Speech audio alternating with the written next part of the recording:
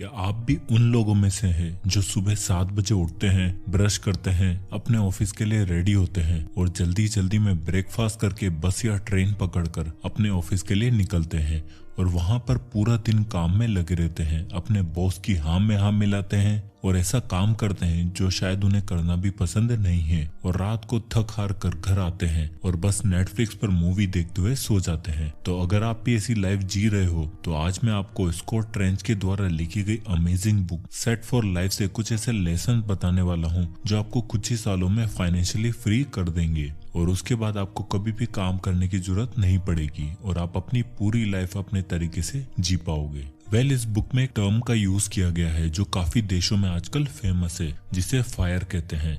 FIRE का मतलब financial independence retire early. मतलब कि आजकल जो लोग जल्दी रिटायर होना चाहते हैं, जल्दी फाइनेंशियल फ्रीडम अचीव करना चाहते हैं, उनके लिए इस टर्म का यूज किया जाता है। और इस पूरी बुक में ऑथर ने यही स्टेप्स बताए हैं कि किस तरह आप जल्दी से जल्दी फाइनेंशियल फ्रीडम अचीव कर सकते हो। उसके बाद आपको कोई भी काम करने की जरूरत नहीं है। तो चलिए इन स्टेप्स को देखते हैं। तो सबसे पहला स्टेप आता है 1 ईयर फाइनेंशियल रनवे। इस स्टेप में ऑथर हमें 1 साल का रनवे फंड इकट्ठा करने को बोलते हैं। रनवे फंड का मतलब यह है कि हमारा 1 साल का जो पूरा एक्सपेंसेस है उतना फंड हमारे पास हमारे बैंक अकाउंट में होना चाहिए। मान लो कि आपके महीने का खर्चा 30,000 है तो साल का पूरा खर्चा हुआ 3,60,000 रुपए। तो हमारे पास सबसे पहले 3,60,000 रुपए बैंक अकाउंट में होने चाहिए। अब आपको लग रहा होगा कि भला हमें इसकी क्या जरूरत है, इतने से अमाउंट से हम कौन सा अमीर बन जाएंगे।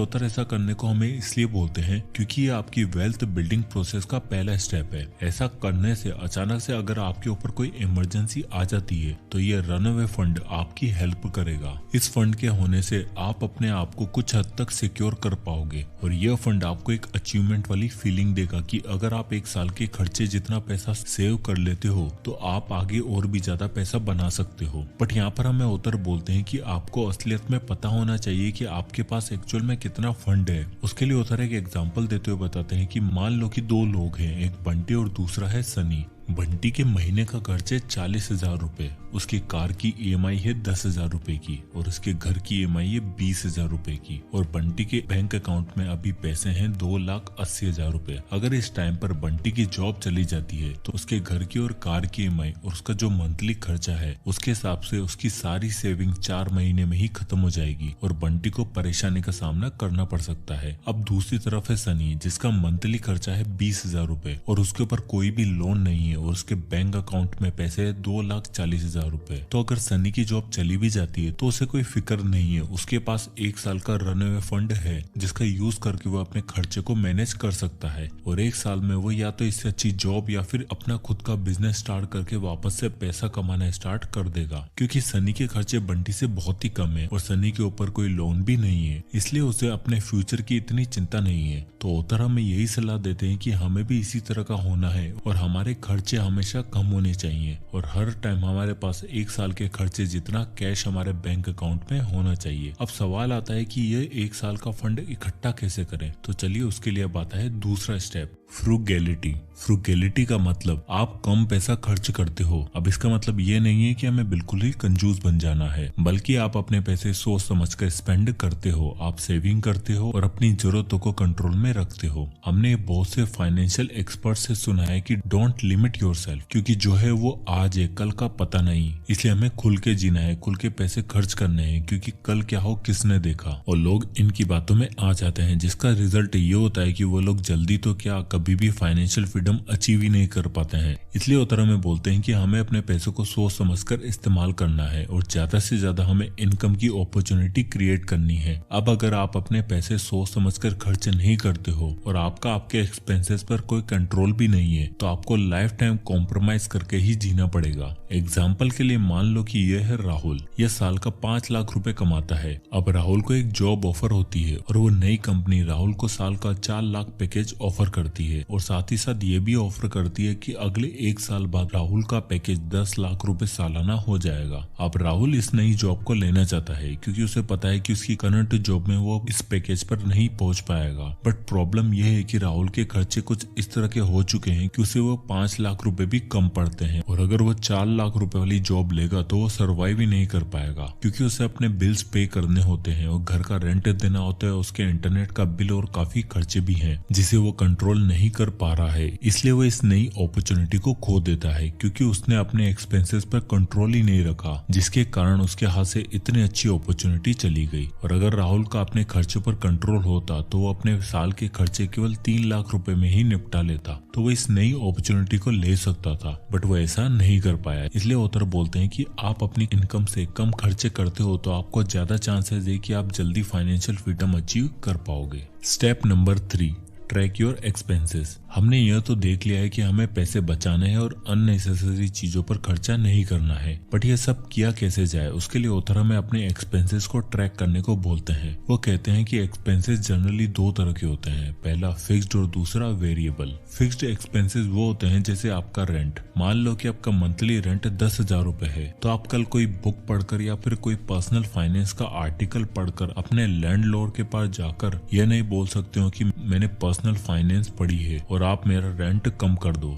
तो वो धक्के मारकर आपको घर से बाहर निकाल देगा क्योंकि रेंट एक फिक्स्ड एक्सपेंसेस हो सकता है। उसी तरह आपकी कार की ईएमआई, आपके फोन का बिल, आपके इंटरनेट का बिल, ये सब फिक्स्ड एक्सपेंसेस है जिनका आप कुछ भी नहीं कर सकते हो। वहीं दूसरी तरह के जो एक्सपेंसेस होते हैं उन्हें आप चेंज कर सकते हो, जिन्हें वेरिएबल एक्सपेंसेस कहते हैं। जैसे कि अगर आप अपने दिन का लंच रोजाना बाहर करते हो तो आप उसकी जगह अपने घर से सैंडविच बनाकर ले जा सकते हो और बाहर का खाना अवॉइड कर सकते हो, जो आपको कई पैसे बचाकर भी देगा। या फिर आप मूवीज पर, ट्रैवल पर या फिर एंटरटेनमेंट पर जो खर्चा करते हो उसे आप कंट्रोल कर सकते हो, वो आपके हाथ में है। और अगर आप अक्सर अपने दोस्तों के साथ बाहर पार्टी करते हो तो आप उसे कम कर सकते हो क्योंकि ये छोटे छोटे खर्चे बाद में जाकर आपको काफी पैसे सेव करके देंगे, इसलिए इन पर कंट्रोल होना जरूरी है। इवन हो सकता है कि आप अपने ऑफिस के पास रहते हो जहाँ पर आपका रेंट काफी ज्यादा है, तो आप उससे थोड़ा दूर एक नए अपार्टमेंट देख सकते हो जिसका रेंट शायद आपको कम में मिल जाए। इसलिए आपको अपने एक्सपेंसेस पर नजर बनाए रखनी है क्योंकि अगर आप बेफालतू खर्चा दोस्तों के साथ पार्टी में, शॉपिंग में या फिर इंटरनेट पर कर देते हो तो आपको जो 1 साल का रनवे फंड जमा करने का प्लान है आप उसे पूरी तरीके से खराब कर सकते हो। अब आता है इस बुक का लास्ट और सबसे important step number 4, the financial freedom. तो अब आपने अपने लिए 1 साल का इमरजेंसी फंड जमा करके रख लिया है जिसे जरूरत पड़ने पर आप काम में ले सकते हो, और आपने पैसों को कैसे सही जगहों पर स्पेंड करना है वो भी सीख लिया है। तो अब जो चीज हमें चाहिए वो है फाइनेंशियल फ्रीडम। जैसे कि इस बुक का टाइटल भी यही है कि सेट फॉर लाइफ, मतलब कि हम किस तरह अपनी लाइफ में सेट हो सकते हैं, पूरी तरीके से फाइनेंशियल फ्री हो सकते हैं। क्योंकि 1 साल के इमरजेंसी फंड से काम तो नहीं चलने वाला है, तो इसके लिए हमें ऑथर सजेस्ट करते हैं कि हमें और पैसे कमाने होंगे और अपनी इनकम को बढ़ाना होगा जिससे कि आप ज्यादा पैसे कमाकर उन्हें सही जगह पर इन्वेस्ट कर पाओ और वो आपको पैसिव इनकम जनरेट करके देना शुरू करें। ऑथर में बोलते हैं कि ज्यादा पैसे कमाने का मतलब ये नहीं कि आप जल्दी के चक्कर में कोई ऐसी जॉब ले लें जिसमें आपको अभी तो अच्छा पैकेज मिल रहा होगा बट लॉन्ग टर्म में वो आपके लिए सही नहीं होगी। हमेशा हमें 4-5 साल का प्लान करना चाहिए कि फ्यूचर में ये जॉब या फिर बिजनेस मुझे कितना फायदा देने वाला है। इमीडिएट पैसा कमाने के चक्कर में हम कहीं अपना नुकसान ना करवा बैठे, नहीं तो आप जल्दी फाइनेंशियल फ्रीडम के चक्कर में अपना लॉस करवा बैठोगे। अब सबसे पहले हमें समझना होगा कि फाइनेंशियल फ्रीडम का मतलब क्या है। इसे ऑथर एक इक्वेशन से हमें समझाते हैं जो कुछ इस तरह है, assets into return is greater than lifestyle. यानी कि हमारे एसेट से जो रिटर्न मिल रहा है अगर वो हमारी लाइफस्टाइल से ज्यादा होने लग जाएगा तो हम फाइनेंशियल फ्रीडम अचीव कर लेंगे। जैसे कि मान लो कि आपके बिजनेस या इन्वेस्टमेंट से जो आपको पैसा मिल रहा है वो आपके खर्चों से ज्यादा है, तो आपको फिर कभी भी पैसे की चिंता नहीं करनी है। बट अगर आपकी लाइफस्टाइल का खर्चा आपके एसेट्स के रिटर्न से ज्यादा है तो आप कभी भी फाइनेंशियली फ्री नहीं हो पाओगे, क्योंकि आप जितना कमाओगे उससे ज्यादा तो आप स्पेंड ही कर दोगे। और ऑथर बोलते हैं कि लोग फाइनेंस के बेसिस पर 4 कैटेगरी में आते हैं। इससे ऑथर में द 4 लेवल फाइनेंस से समझाने की कोशिश करते हैं। तो सबसे पहला लेवल आता है cash flow negative. Cash flow negative वाला इंसान या फैमिली वो होती है जिसकी कमाई से ज्यादा उनके खर्चे होते हैं, और जो इस कैटेगरी में आते हैं उनकी नेटवर्थ 0 होती है।